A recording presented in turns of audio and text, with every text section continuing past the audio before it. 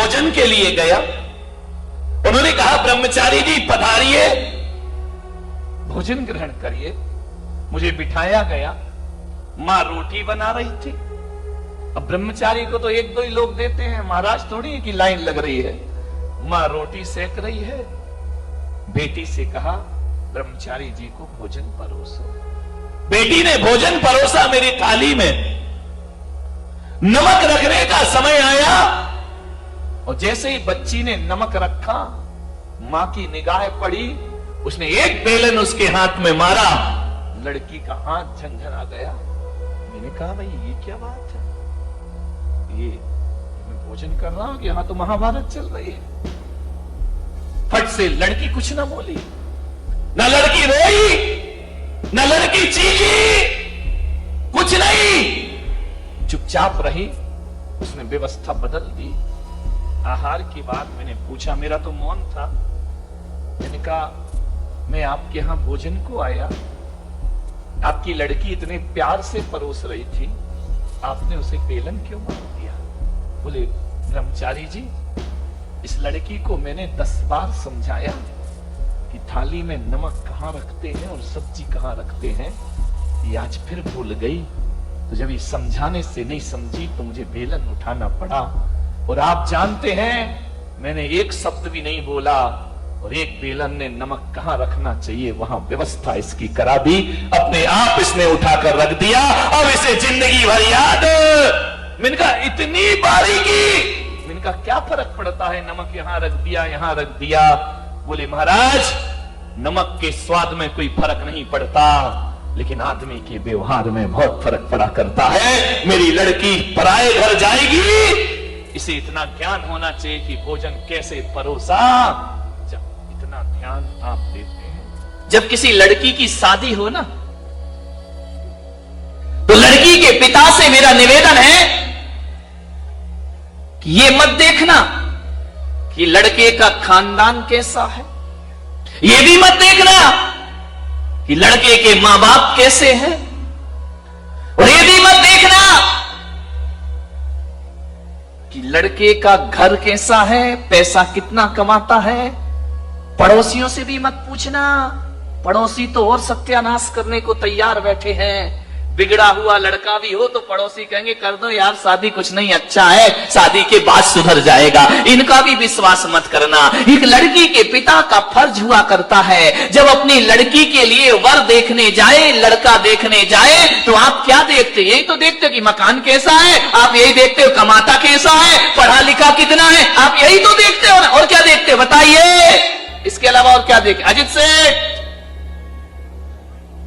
क्या एक लड़की की शादी करोगे, जमाल सेठ से पूछ लो, क्या करोगे बताइए? एक लड़की की जब शादी होगी क्या देखेंगे आप?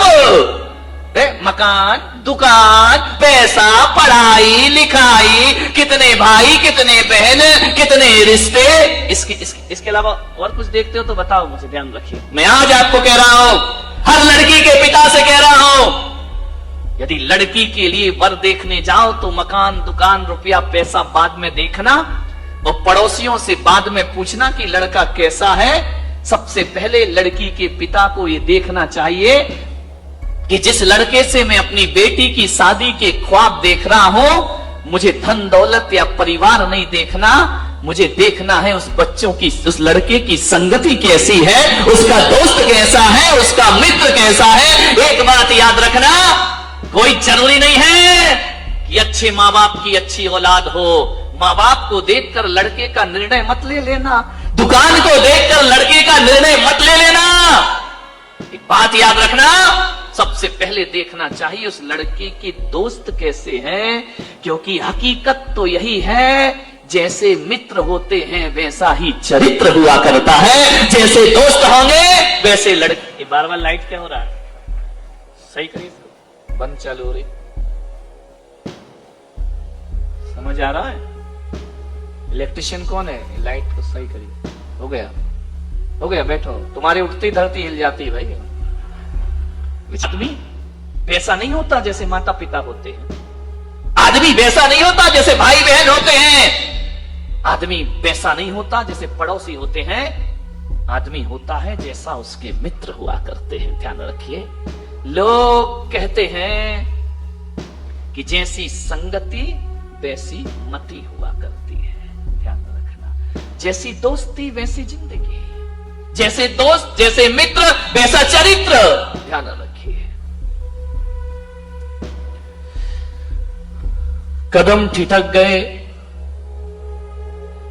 जब हम पहुंचे रिश्तों के बाजारों में। कदम ठिठक गए जब हम पहुंचे रिश्तों के बाजारों में। बिक रहे थे खुलेआम रिश्ते बाजारों में। हमने पूछा कांपते होठों से, क्या भाव चल रहा है रिश्तों का बाजारों में?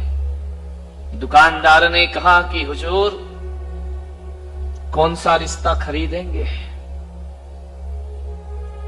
हर रिश्ता बिक रहा है बाजारों में। कौन सा रिश्ता खरीदेंगे? माता पिता का रिश्ता, भाई बहन का रिश्ता, पति पत्नी का रिश्ता, इंसानियत का रिश्ता, प्रेम का रिश्ता, धर्म का रिश्ता।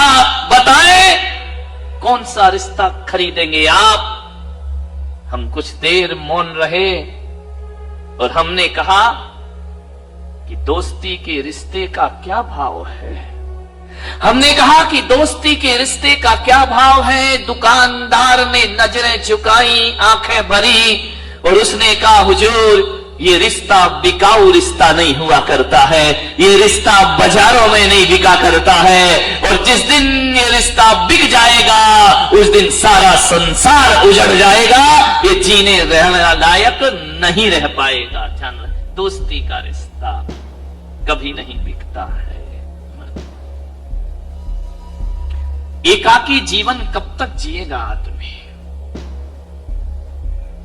किसी ना किसी साथी की जरूरत जरूर पड़ा करती है। जिंदगी में जीने के लिए एक साथी की जरूरत जरूर हुआ करती है। एक मित्र की जरूरत होती है। जिंदगी के सफर में चलते चलते अचानक किसी मोड़ पर किसी अजनबी से मुलाकात हो जाती है और वो अजनबी इतना अपना लगने लगता है जितना शायद कभी अपने भी अपने नहीं लगते हैं। दोस्ती का रिश्ता। एक निवेदन कर रहा हूं आपसे। दुनिया में 3 चीजें हैं। जिंदगी को जीने के लिए 3 लोगों की आवश्यकता पड़ती है। एक पत्नी की, पत्नी बिना जी नहीं सकते हो। एक बात ध्यान रखना, नारी तो बिना पत्नी के जीवन आसानी से बिना पति के जीवन गुजार देती है। लेकिन पुरुष का बुढ़ापा बिना पत्नी के सबसे बेकार हो जाया करता है, उसके लिए बोझ हुआ करता है। बुढ़ापे में पुरुष बिना स्त्री के जी नहीं सकता है। एक पत्नी के रिश्ते की जरूरत होती है। संसार में, इस दुनिया में औलाद की जरूरत होती है इस दुनिया में। और एक रिश्ता और होता है, दोस्ती की जरूरत होती है इस दुनिया में हर व्यक्ति को। ध्यान रखना, मगर समझ लेना इन 3 रिश्तों को, बड़ी गहराई से समझना। अच्छी पत्नी का मिलना, अच्छे पुत्र का होना और अच्छे दोस्तों का मिलना, ये नसीब की बात हुआ करती है। ध्यान रखना, किस्मत वाला होता है जिसे अच्छी पत्नी प्राप्त हुआ करती है। किस्मत वाला होता है जिसकी संतान अच्छी हुआ करती है। और किस्मत वाला होता है जिसे अच्छी संगति प्राप्त हो जाया करती है। ये पुण्य का उदय। ताली बजा दो अच्छी पत्नी को। नहीं, तुम बर्दाश्त नहीं है तुमको, है ना? ध्यान रखना, यानी आज तुम्हें मजा आ गया कि किस्मत वाले हम मिल गए हैं। ध्यान रखिए, किस्मत से मिलती है, नसीब से मिलती है अच्छी पत्नी, नसीब से होती है अच्छी औलाद और नसीब से मिलते हैं अच्छे दोस्त हमारी जिंदगी में। मान्य पर एक बात थोड़ी मजे की है, पत्नी को लाने के लिए परिवार जिम्मेदार है। पत्नी कैसी हो इसका चयन परिवार करता है, ध्यान रखिए। पत्नी कैसी होना चाहिए हमारे हाथ में नहीं, ये परिवार और रिश्तों के हाथ में है। औलाद कैसी होना चाहिए ये भी हमारे हाथ में नहीं है, ये प्रकृति की देन है, ध्यान रखना। मुसलमान हो तो अल्लाह की देन है, हिंदू हो जैन हो तो प्रकृति की देन है, ध्यान रखिए। अच्छी पत्नी लाना परिवार के हाथ में है, अच्छी औलाद पैदा होना ये प्रकृति और किस्मत के हाथ में है, इसमें हम कुछ नहीं कर सकते हैं।